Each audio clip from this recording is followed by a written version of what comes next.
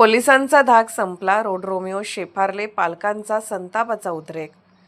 मुली शिकायला पाठवायच्या की घरात डांबून ठेवायच्या, असा संतप्त सवाल जत तालुक्यातील पालक विचारू लागले आहेत. सरकारने महिलांच्या सुरक्षिततेसाठी दामिनी पथकाची स्थापना केली. शाळा, हायस्कूल, महाविद्यालय परिसर व बाजारपेठेत फिरून महिलांची छेडछाड करणाऱ्या रोड रोमिओंवर कारवाई करण्यासाठी या पथकाची नेमणूक केली. मात्र प्रत्यक्षात हे पथक कुचकामी ठरत असल्याचा आरोप पालक करीत आहेत. पालकांच्या म्हणण्यानुसार पोलिसांचाही या रोड रोमिओंवर धाक राहिलेला नाही.